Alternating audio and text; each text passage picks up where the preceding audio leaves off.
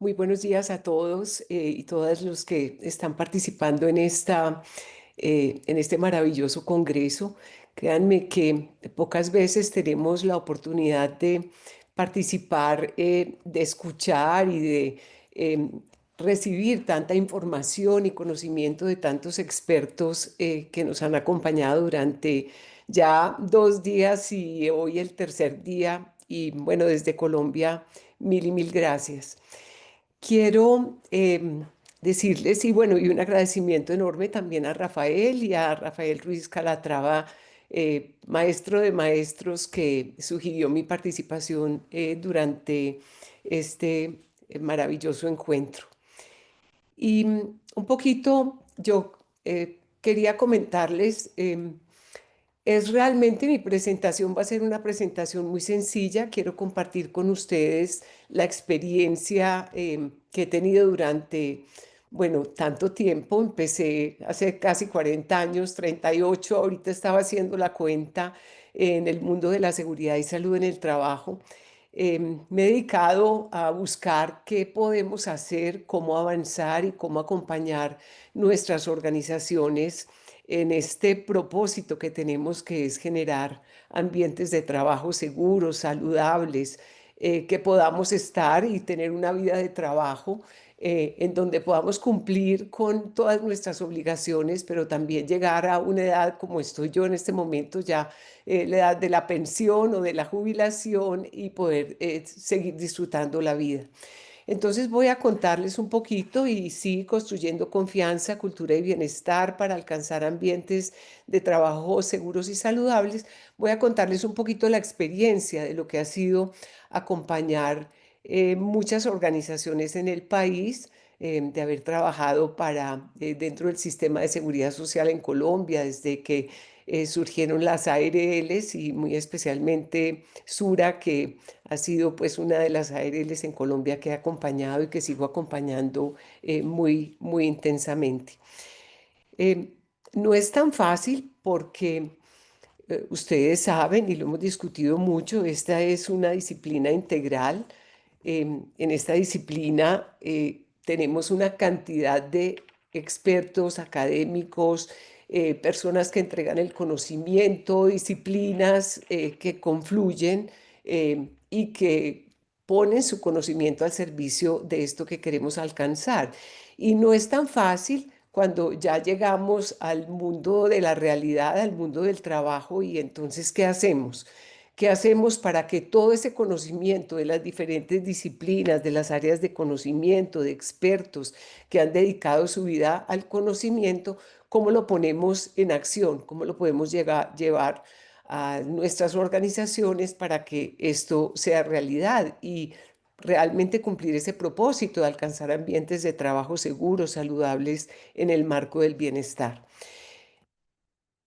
Y quiero empezar con esta frase de Bob Johansen. Voy a poner esto aquí un segundito,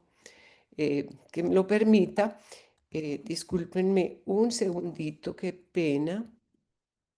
Estoy avanzando en la presentación, pero quería leerles esta frase que me parece tan bonita. Bob Johansen, un profundo pensador sobre el futuro, describe una polaridad entre certeza y claridad. La certeza es la creencia y la adhesión a un punto de vista, a menudo acompañado de un argumento vehemente. Pero la claridad es la posibilidad de ver y comprender realmente lo que sucede en el espectro completo de las dimensiones que emergen como cruciales a medida que se desarrollan los acontecimientos. Entonces, no son argumentos vehementes, y yo solo quisiera reflexionar con ustedes lo que ha sido caminar este mundo de la seguridad y salud en el trabajo para tener algo de claridad y bases para poder implementar en nuestros ambientes de trabajo, en nuestras organizaciones,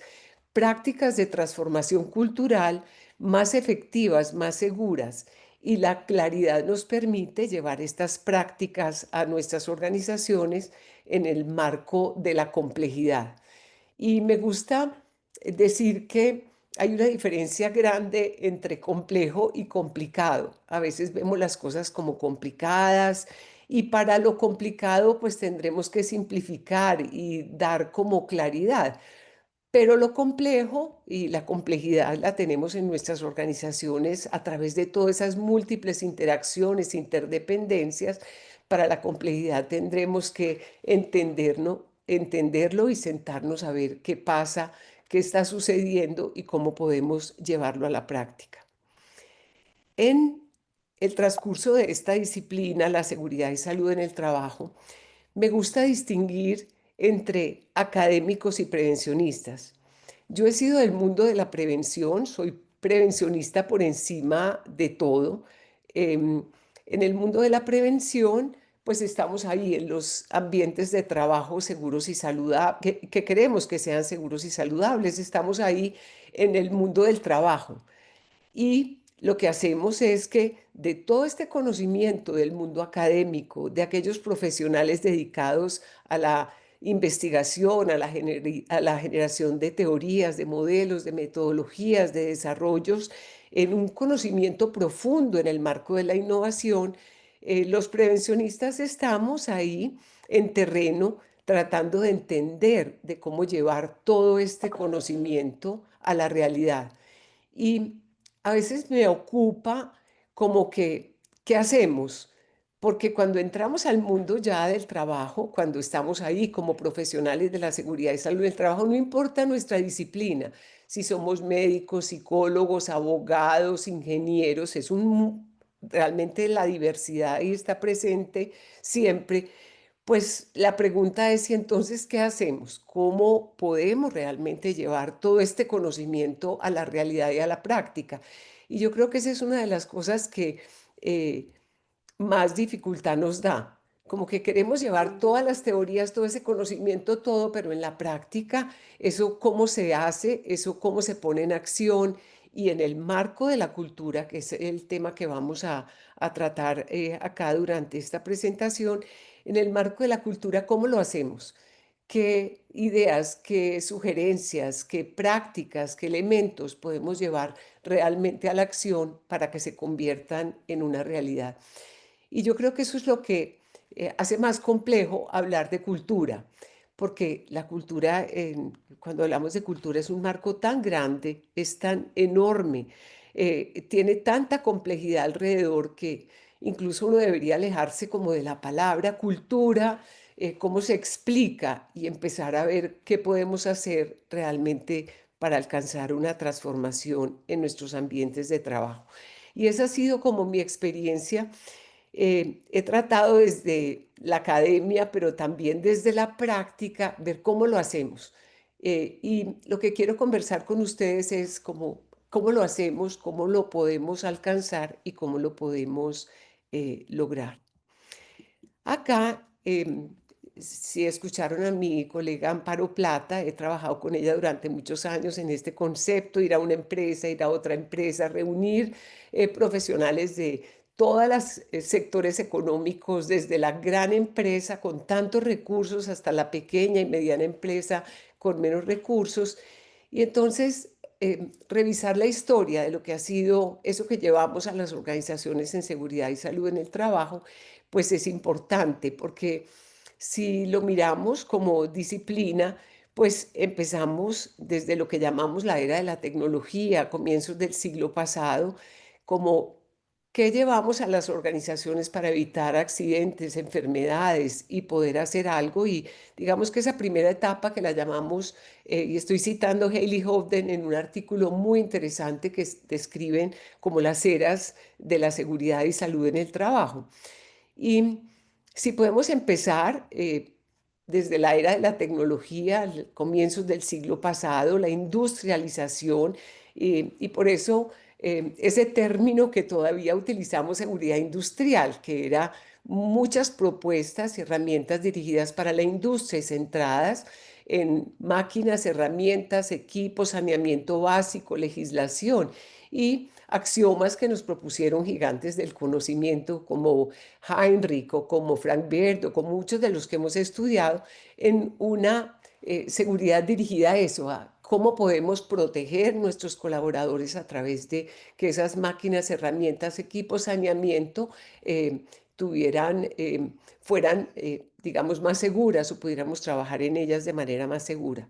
Y luego entramos sin dejar, sin abandonar eso a la era de los factores humanos y ahí empezamos a ver ya el individuo en el desarrollo de las personas, en su medio ambiente de trabajo y también incluimos muchas herramientas, dentro de ellas la cultura, pero también la seguridad basada en el comportamiento, el error humano desde la propuesta de James Reason,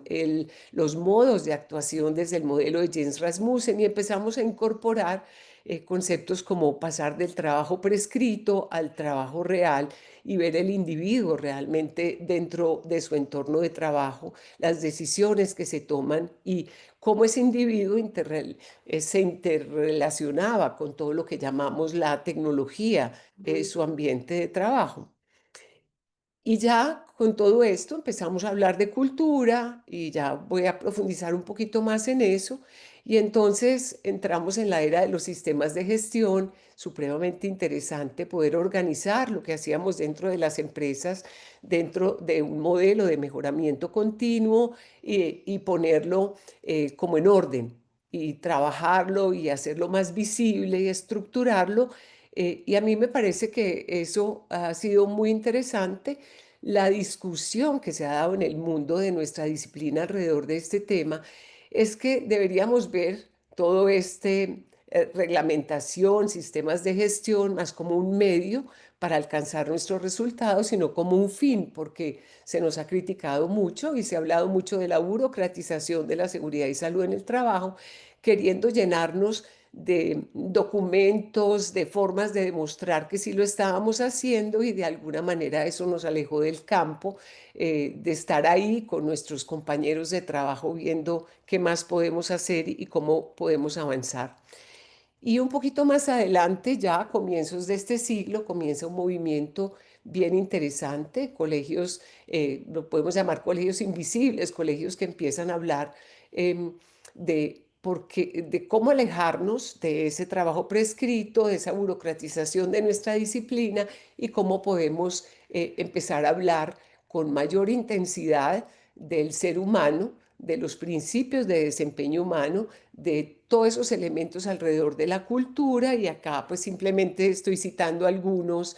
donde empezamos a hablar de cultura justa, de principios de desempeño humano, del error humano en profundidad, de pasar de una seguridad uno a una seguridad 2, de la seguridad psicológica y ahí nos detuvimos un poquito en lo que ha sido nuestra experiencia y nos detuvimos un poquito a pensar, bueno, tenemos que volver a lo esencial, volver al ser humano, en el desarrollo del ser humano y de la complejidad que se vive dentro del ambiente de trabajo y pasar de una seguridad y salud en el trabajo transaccional, de cumplir una cantidad eh, de acciones, de pensar que el problema estaba en las personas, en nuestros colaboradores y empezamos a incluir todos estos conceptos dentro del marco de la cultura para poderlo poner en acción. No ha sido fácil, no ha sido fácil introducir muchos de estos conceptos y muchos de estos elementos y no quiero con eso hablar de que como un argumento vehemente que es que lo que hacíamos antes no y lo que vamos a hacer ahora sí, porque estamos parados en hombros de gigantes que nos han traído todo el conocimiento a nuestra disciplina y que no por eso tenemos que abandonar muchos de los conceptos, preceptos, axiomas que han sido fuente de nuestro conocimiento en el pasado, pero sí empezar a pensar eh,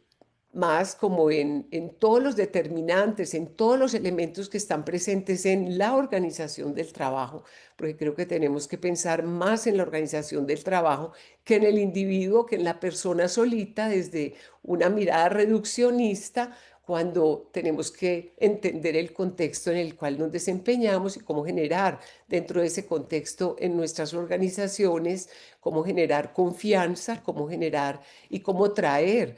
todos estos elementos en nuestra disciplina. Ahora que estamos hablando de la sociedad 4.0 a pasar a la sociedad 5.0 y qué más podemos hacer. Y realmente escuchando muchas de las presentaciones, pues estamos enfrentados a un cambio. Tenemos que abrazar ese cambio con inteligencia y tenemos que entender que tenemos que pasar de un enfoque reactivo a un enfoque estructurado, luego a un enfoque inteligente utilizando todas estas herramientas y luego volver a ese foco en donde tenemos la cultura, la sostenibilidad, el bienestar, la prevención predictiva y una gestión integrada y colaboración. Creo que nos va a tomar tiempo entenderlo completamente, pero abrazar los cambios, entender los pros, los contra y poder avanzar es parte del mensaje que hemos querido enviar a todas nuestras organizaciones y a todos nuestros compañeros de trabajo. Ahora, cultura, sí, cultura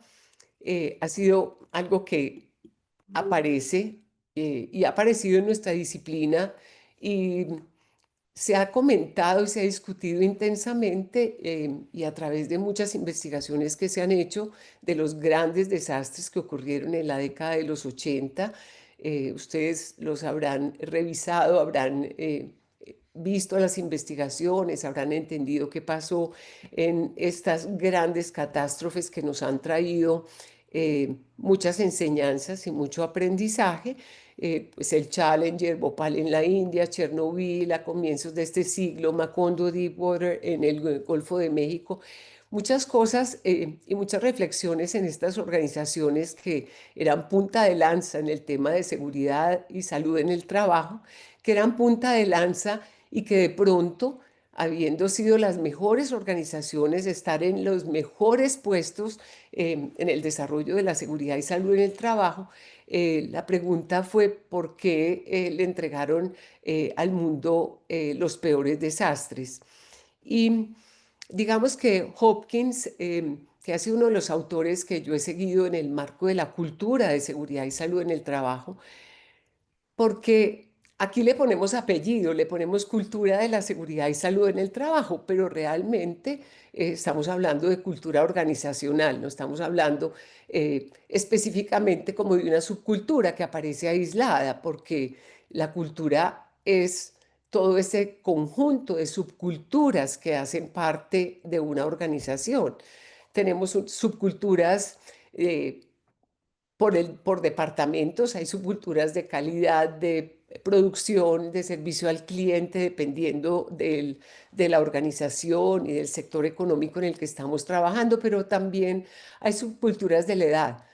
No es lo mismo los jóvenes que los que ya están más cercanos a su momento de retiro. No es lo mismo el rango, no es lo mismo una cultura de un equipo directivo a una cultura de quienes están ahí al frente de la operación. Entonces, eso hace que el concepto sea bien complejo, bien complejo, y pues aparecen en muchas de las investigaciones y por eso empezamos a mover este concepto de cultura de la seguridad y salud en el trabajo intensamente y aparecen elementos que también pueden afectar otros resultados en la organización, como falta de comunicación, presión por cumplir los plazos, normalización del riesgo, cultura del silencio. Y como producto de todas estas investigaciones y todo lo que vemos en el día a día, entonces empieza todo este movimiento de cómo transformar la cultura, porque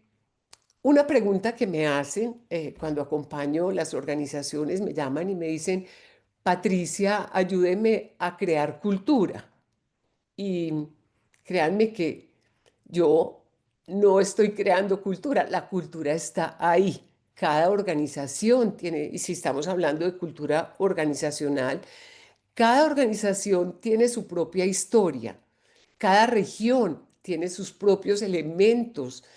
sus propios símbolos y significados que representan la cultura. Entonces la cultura está ahí. Y cuando estudiamos todo esto que nos trae el mundo del conocimiento, todas estas reflexiones alrededor de qué pasó y qué nos puede pasar pensando en la anticipación, entonces pensamos, bueno, ¿cómo transformarla? Porque está ahí, la tratamos de entender y entonces entramos en esa gran pregunta que es cómo podemos transformar la cultura para alcanzar el propósito. Y yo creería que eso es tal vez lo más complejo cuando hablamos de cultura y cuando hablamos de cultura organizacional. Cultura y Hopkins, que es, nuevamente les digo, es uno de los autores que me gusta mucho leer por su conocimiento en nuestra disciplina y la cultura aplicada, la reflexión de ese concepto de cultura aplicado a nuestra disciplina. No deberíamos estar hablando de cultura de seguridad y salud en el trabajo, deberíamos estar hablando de cultura organizacional porque es la cultura organizacional y ese gran mundo de lo que somos, de lo que representa la forma en que estamos en una organización, cómo nos comportamos, cómo hacemos parte de ella, lo que realmente deberíamos mirar, esa mirada amplia a lo que hoy llamamos cultura organizacional.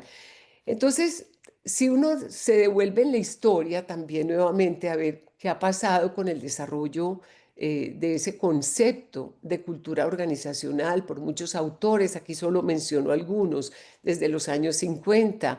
Kurt Lewin, que introdujo la idea de que el comportamiento es una función de la persona en su entorno, sentando esas bases para la cultura organizacional. Gerd Hofstade, en sus estudios de IBM, que introduce 6 dimensiones o dominios para entender las diferencias culturales que existen en una organización. Ya en los 80 la consolidación del concepto y ahorita para contarles cómo hemos entendido ese concepto de cultura y cómo llevarlo a la práctica. Edgar Schein, que es uno de Edgar Schein, también maestro de maestros. eh, Ustedes como psicólogos, la gran mayoría del público que tenemos acá son psicólogos, habrán leído y habrán estudiado a Edgar Schein. Cuando yo lo leí, lo empecé a leer, lo empecé a estudiar, escuché sus conferencias y profundicé, pues me vino como una luz eh, para saber esto, cómo lo podemos llevar a la práctica, cómo lo podemos llevar a través de soluciones simples, de conversaciones, de elementos de relacionamiento que tenemos que propiciar en nuestras organizaciones y así poder acompañar a ese gran mundo de prevencionistas que tenemos en nuestras empresas que están esperando como qué más hacemos, cómo lo podemos lograr, cómo lo podemos poner en práctica. Y ya el desarrollo el desarrollo continuo en los 90, muchas otras propuestas, Cameron y Quinn y otras herramientas que se han venido desarrollando en el mundo de la cultura organizacional y que nos dan luces de cómo ponerlo en práctica. A mí me ocupa realmente esa pregunta que me hacen muchas veces cuando me enfrento a un público de prevencionistas, de personas que están ahí en un seminario, en un taller o cuando llego a una empresa eh, y estamos hablando del tema que más hacemos, hemos recorrido cantidad de aspectos, hemos recorrido y hemos puesto en marcha cantidad de acciones, pero la pregunta es, bueno, y entonces, ¿cómo lo hacemos? Y cómo toda esta filosofía, todos estos conceptos, toda esta información, toda esta producción de conocimiento, nosotros en el día a día, que es complejo, en el día a día que estamos ahí, en esos líderes que están al frente, esos mandos medios que están ahí al frente del cañón y que tienen tantas responsabilidades. Oiga, y entonces todo ese conocimiento y toda esa cantidad de cosas, ¿cómo la podemos poner, cómo las podemos poner en práctica? ¿Cómo pasamos de la academia pura a la acción? Y yo creo que esa es la pregunta. Yo me he dedicado en la vida como tratando de entender cómo poner en acción a través de soluciones sencillas todo este conocimiento y que realmente lo veamos reflejado en una realidad. Acá entonces cuando entró a mi conocimiento y con de verdad con mucha humildad quiero pues compartirles esto porque realmente fue como desde la práctica como llegamos a esta propuesta. Entonces, entender cuál es, qué es cultura, eh, ¿Cuál es la definición de cultura que Edgar Schein estaba proponiéndonos? Y es muy bonito porque él habla de cultura es un patrón de supuestos básicos compartidos por un grupo que aprendió a medida que resolvía sus problemas de adaptación externa e integración interna y que ha funcionado suficientemente bien como para ser considerado válido y por lo tanto se enseña a los nuevos miembros como la manera correcta de percibir, pensar y sentir en relación a esos problemas. O sea, la cultura está ahí. La cultura es todos esos elementos, todos esos principios, valores, creencias que cada uno de nosotros trae a la organización y que en la medida en que se conviertan en creencias similares, en creencias que compartimos, en realidades que creemos que están ahí, pues se va convirtiendo en una cultura, se va convirtiendo como en esa definición que dice, cultura es la forma en la que hacemos las cosas aquí. Y, en, y estudiando entonces el modelo de Edgar Schein, que lo presenta como una pirámide o lo presenta como un iceberg, entonces llegamos como a estos tres niveles y voy a empezar por el nivel de la base, para entender un poquito cómo esas prácticas de transformación cultural las podemos llevar a nuestros lugares de trabajo para que se conviertan en una creencia, en algo que nos creemos, para evitar el cinismo, que es uno de los problemas, también lo llamamos metas encontradas, pero es uno de los problemas que encontramos para que realmente podamos creer en todo eso que se está proponiendo para el desarrollo de una cultura organizacional en donde el foco esté puesto en el bienestar de las personas. Entonces, en los tres niveles, y créanme que fue una luz para poder desde lo que hacemos como consultores, poder llegar a una organización y decir, venga, vamos a trabajar en esto y vamos a hacerlo a través del relacionamiento, vamos a tratar de que esto se ponga en práctica. Entonces, acabo de empezar por la base, supuestos básicos son las creencias. Todos traemos algo a nuestras organizaciones, de dónde viene, de dónde crecimos, cuál fue el entorno familiar, cuál es el entorno social en el que nos desarrollamos, qué pasa con todos esos determinantes de la salud, todos esos determinantes de la salud mental, todos esos determinantes que hacen que seamos y que son parte de lo que somos como individuos. Y acá, entonces, en la base, que es el DNA realmente del desarrollo de una cultura, están todo ese entendimiento, todas esas creencias profundas, todo eso que nos creemos como personas, y si estamos hablando del cuidado, pues creer que el cuidado es un elemento esencial del desarrollo del trabajo, creer que el relacionamiento, creer que somos seres humanos que estamos ahí y que somos importantes para la organización, es realmente lo que está ahí presente. Y en la medida en que esas creencias, valores y principios van siendo uniformes, vamos creyendo en lo mismo, pues entonces se va construyendo una cultura sólida. Y lo pongo en un ejemplo muy sencillo. Cuando hablamos de movilidad, que es un flagelo hoy en día, cuando estamos hablando y como soy del mundo de la seguridad y salud en el trabajo, pues tenemos muchos eventos relacionados con la movilidad.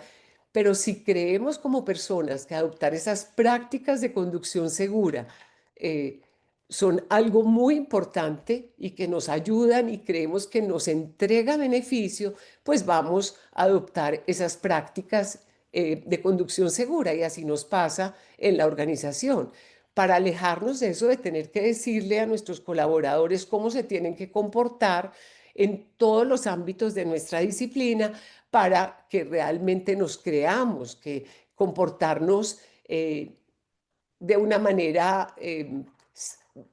podría decirlo, como de la manera en que nos cuidemos, de una manera segura, saludable. Si un líder realmente cree que relacionarse con sus colaboradores realmente es importante para el desempeño de su organización y para él como persona, pues ese líder se va a comportar de esa manera. Entonces, en la base está el DNA, eso que está oculto, por eso lo pintamos como un iceberg, que difícilmente se puede medir, pero hace que se vaya construyendo un ambiente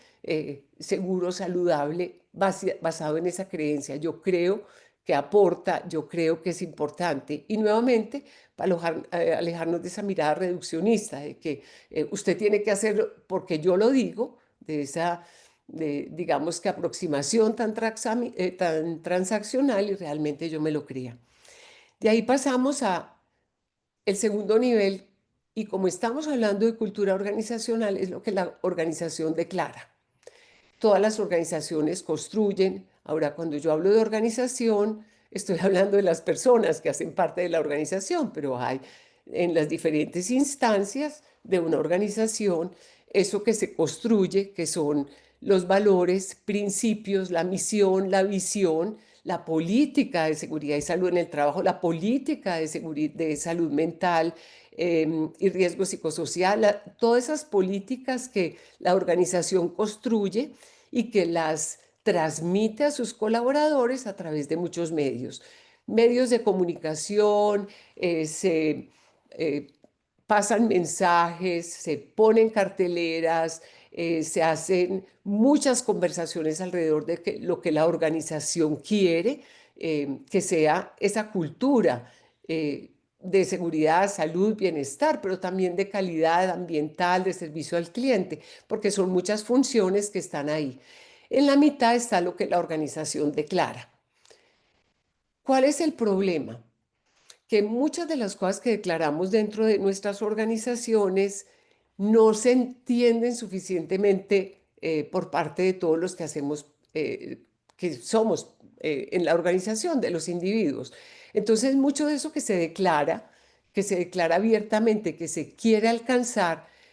ya en nuestro propio desempeño como personas, pues no nos lo creemos. No nos lo creemos por muchos motivos y ya voy a ese tema y eso genera cinismo, porque si eso que se declara tan abiertamente, y si estamos hablando de seguridad, salud, bienestar, salud mental, si eso que se divulga, que se propone, que es lo que queremos alcanzar, no nos lo creemos, entonces hay como una disyuntiva y no logramos alcanzarlo. Entonces, en la punta de esta pirámide están lo que son los símbolos, están lo que se llama también artefactos, está lo que se ve, se huele, se siente, lo que cuando uno entra a una organización, lo sentimos desde la puerta, cómo nos saludan, un buenos días, un buenas tardes, un qué necesita, cómo le puedo ayudar, un ambiente de trabajo limpio, ordenado, unas instalaciones sanitarias limpias, ordenadas, con todo lo que se necesita, un líder que se aproxima a las personas, no solamente a decir qué es lo que hay que hacer, sino que se aproxima con la pregunta, ¿cómo le puede ayudar? Eso es lo que realmente es visible, es lo que de alguna manera podemos medir y que hace que podamos transformar o contribuir en esa transformación cultural. Entonces trabajamos realmente acá en la punta a través de prácticas de transformación cultural tan sencillas como que un líder se aproxime a su equipo con esa pregunta, ¿cómo le puedo ayudar? Un líder que se aproxime, que se relacione, porque yo sí estoy muy de acuerdo con Edgar Schein en que la cultura se construye a través de la conversación, a través del relacionamiento. Un líder que tiene la capacidad de conectarse con sus equipos, unos equipos de trabajo que tienen la posibilidad de conversar, de levantar la mano y decir no sé o tengo miedo o ayúdeme, es lo que realmente queremos promover dentro de una cultura como prácticas de transformación cultural. Parece muy sencillo, pero es difícil porque no tiene procedimiento, no tiene paso a paso, no se genera a través de nuevos cursos específicos de autocuidado, no se genera a través de ir introduciendo estas prácticas que podemos llamarlo competencias poderosas. No me gusta hablar de competencias blandas porque ese término blando me parece como que no llega, no me llega a mí por lo menos, pero todas esas competencias poderosas que se dan en el relacionamiento. Y ahí entonces podemos estructurar con los equipos de liderazgo, pero también con nuestros colaboradores, podemos ir introduciendo todos estos elementos, nuevamente con capacidades o competencias poderosas que hacen que el ambiente de trabajo se vaya transformando y que las personas realmente a través de eso que se ve, se huele, se siente, puedan creérselo, se puedan creer eso que se promueve dentro del mundo de la seguridad y salud en el trabajo. Entonces, supuestos básicos, y si lo miramos alrededor y con, de verdad que yo no soy experta en salud mental ni en riesgo psicosocial, yo he caminado en el mundo de la prevención tratando de que nuestros ambientes de trabajo sean seguros, saludables, que las personas estén tranquilas, felices y que no necesariamente tengan que tener un accidente o una enfermedad para producir bienes o servicios para otros. Entonces, en lo profundo, creencias fundamentales, invisibles que guían nuestro comportamiento. Creencia de que las personas son seres integrales, su bienestar y que su bienestar psicológico impacta directamente en la seguridad y productividad. Que los errores, los incidentes o accidentes pueden tener su raíz en el estado mental, en el estado mental de cada una de las personas. Creencias de que pedir ayuda no es una debilidad, de que la seguridad psicológica es vital, y si hablamos de seguridad psicológica, aunque se ha debatido el término un poquito, creer que podemos hablar, que nos podemos comunicar, em, que en la diversidad todos hacemos parte de esa organización, no importa el rango, no importa si soy contratista o si soy directo, pero que tengo la posibilidad de comunicarme, de expresarme, de decir no sé o tengo miedo, que es uno de los factores que trabajamos muy intensamente porque hay mucho miedo en nuestras organizaciones y muchas veces nos comportamos porque el miedo guía nuestras acciones. Y cuando esa creencia realmente se da, pues generamos una verdadera transformación. Esos valores declarados, entonces la empresa los comunica, declarar explícitamente que la seguridad no es solo física, también psicológica, incorporar en la misión, en la visión y los valores el cuidado integral de las personas, establecer que los líderes deben modelar conductas a través del ejemplo. Y pongo aquí más grande, y de verdad que es lo que es mi posición, como que no hablemos tanto del autocuidado, porque cuando decimos autocuidado, y es importante, hablemos del cuidado, porque he encontrado que en algunas organizaciones el término de autocuidado, de una manera muy simplista, le entrega al trabajador eso de que autocuídese, pero ¿y el entorno? ¿Y el relacionamiento? ¿Y el ambiente psicosocial? ¿Y su vida personal? Y su ambiente y el ambiente en el que se desarrolla? Entonces no se trata únicamente como que autocuídese, usted es el único responsable, sino que podamos entender un entorno del cuidado que esté ahí presente desde todas las dimensiones y lo podamos alcanzar. Y muy centrado en el liderazgo, porque sí, líder no depende del cargo ni del rango, líder es toda persona que pueda tener influencia sobre otros. Entonces, sí, yo como líder, ¿cómo puedo influir en los otros a través de mi propio comportamiento? Incluir la salud mental en los objetivos de desempeño y tener otras métricas distintas a esas métricas clásicas que utilizamos, que son, digamos, de final del tubo, pues pensar que una organización es segura solo porque no tiene incidentes, accidentes o enfermedades calificadas, sino que pensar que una organización es segura porque desarrolla todas esas capacidades dentro de las personas que hacen parte de ella. Y ya, artefacto, lo visible, lo observable, prácticas de transformación cultural. Todo eso que hacemos dentro de nuestras organizaciones, prácticas de bienestar y salud mental, espacios físicos, lenguaje, campañas de comunicación, indicadores proactivos o indicadores reactivos, todo estará ahí, pero todas esas prácticas se llevan a la organización, pero como estrategias realmente se logran si tenemos esos, digamos, acciones o comportamientos visibles, esas acciones de relacionamiento, de que expresemos que realmente nos interesa el otro, porque la cultura es como, y lo hablamos durante algún tiempo, y en unas reuniones para expresarlo decíamos, la cultura es como cuando uno va a sembrar una planta, va a sembrar un árbol, que abre el terreno, lo airea, le entrega, le pone nutrientes o le pone abono, y eso permite que el árbol crezca sano y saludable. Entonces la cultura es como eso, es eso que ponemos ahí a través de todas estas capacidades que tenemos que desarrollar para que esas estrategias en el marco del bienestar, pues realmente no dejen, no sean únicamente una acción aislada, sino que se conviertan en la forma en la que hacemos las cosas aquí. Hay un libro de Edgar Schein que fue uno de sus últimos libros, y yo le pido a los líderes de las organizaciones cuando trabajo con ellos que lo leamos. Está en inglés, pero hoy en día es tan fácil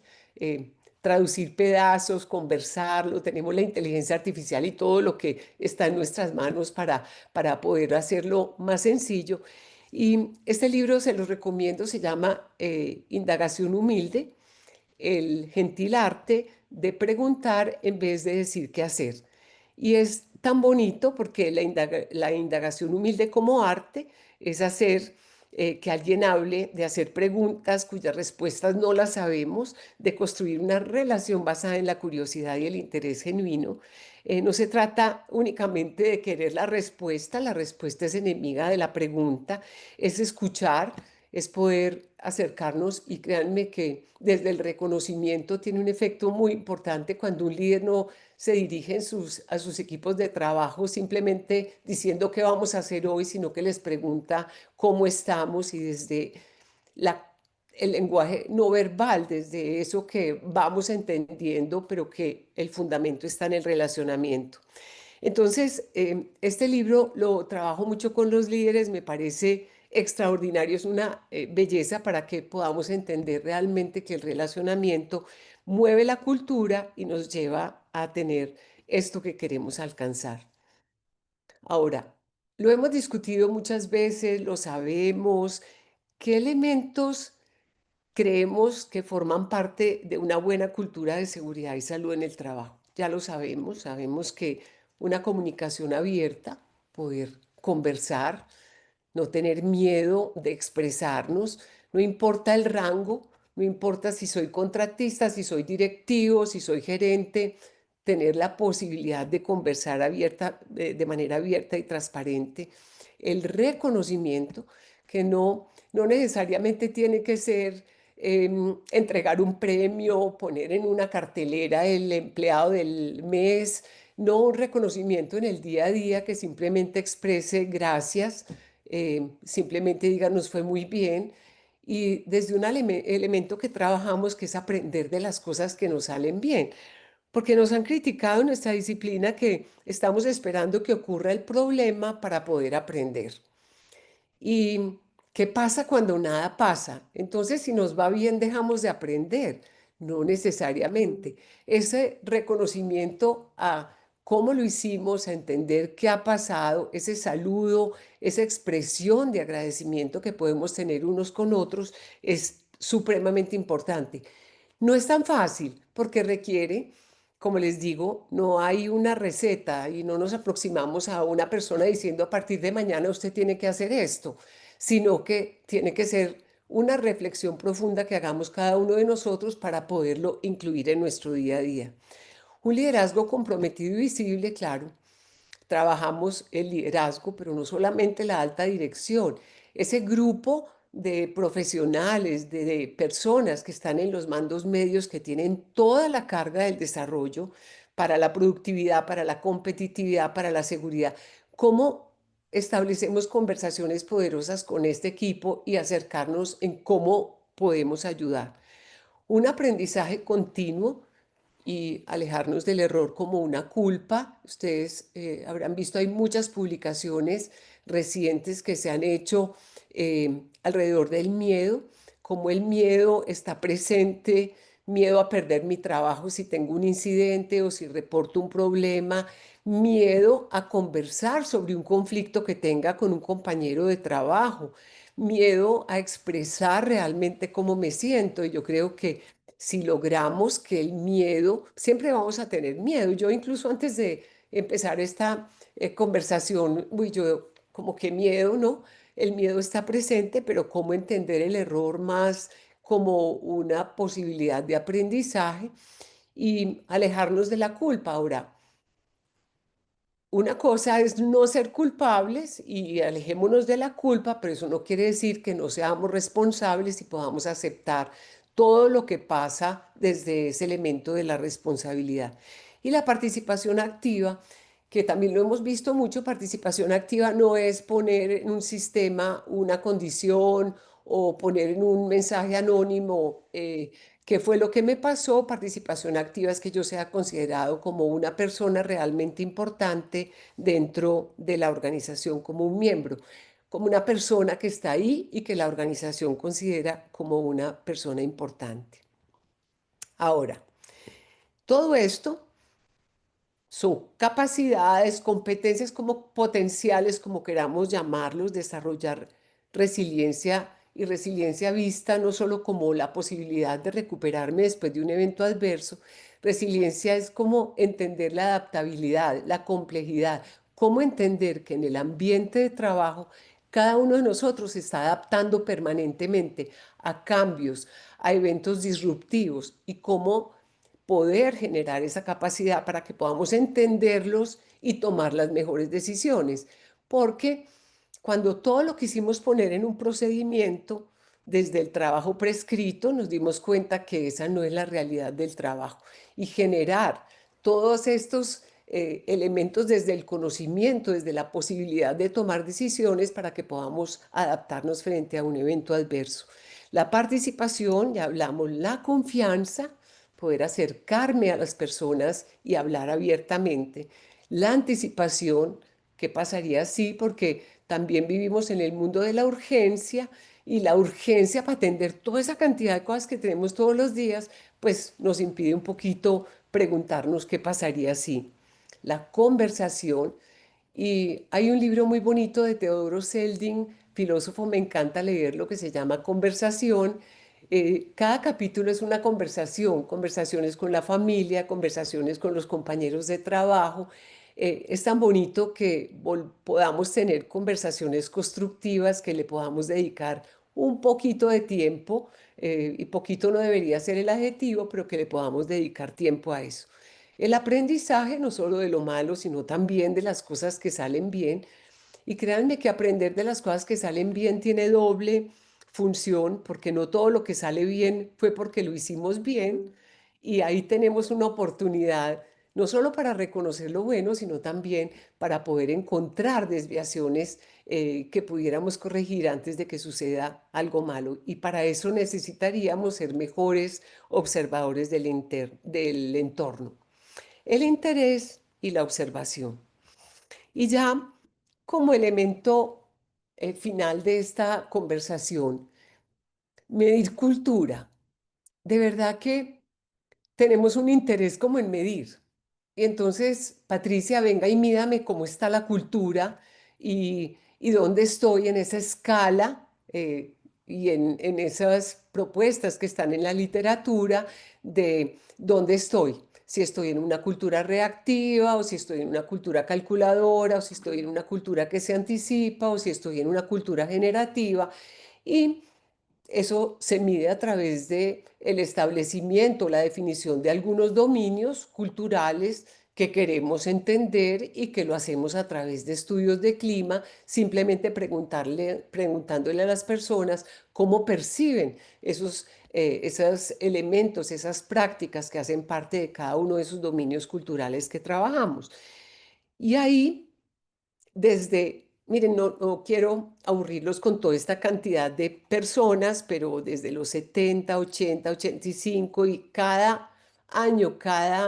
no cada año, pero cada década salen nuevas herramientas para medir la cultura a través de los estudios de clima, en donde simplemente queremos ir a campo y preguntarle a las personas esos elementos que hacen parte de ese dominio que queremos explorar, cómo lo perciben las personas. Pero eso se puede hacer también a través de la conversación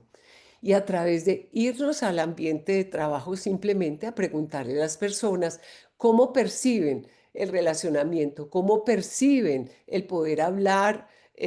tranquilamente, cómo perciben que alguna herramienta o estrategia que tenemos implementada, cómo perciben el valor que esa herramienta les entrega. ¿Cómo percibe un grupo de trabajo el valor agregado de unas pausas activas? ¿Cómo percibe el grupo de trabajo el valor de unas caminatas gerenciales? ¿Cómo percibe el grupo de trabajo el valor de una inducción? Entonces, eso ya por sí solo representa un análisis de la estrategia porque queremos saber es cómo lo percibe la organización, las personas que hacen parte de la organización para poder proponer prácticas de transformación cultural. En la literatura hay, les digo, solo traje esto para decir que si ustedes ponen clima y cultura de seguridad en un buscador académico es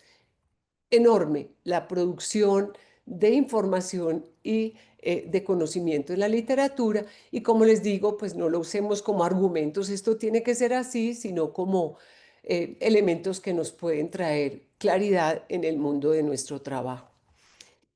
Y acá pues solamente hay muchas herramientas, ForgeWorks, Hearts and Minds y las curvas, la escala de Bradley, la escala de Parker y Hudson, que nos ayudan como a definir, pero créanme que, o a establecer dónde está su organización, pero créanme que eso no es lo más importante. Lo más importante es entender a través de cómo se perciben todas estas prácticas de transformación cultural que vamos llevando a la organización, cómo perciben las personas que hacen parte de ella, cómo perciben el valor agregado que cada una de ellas entrega.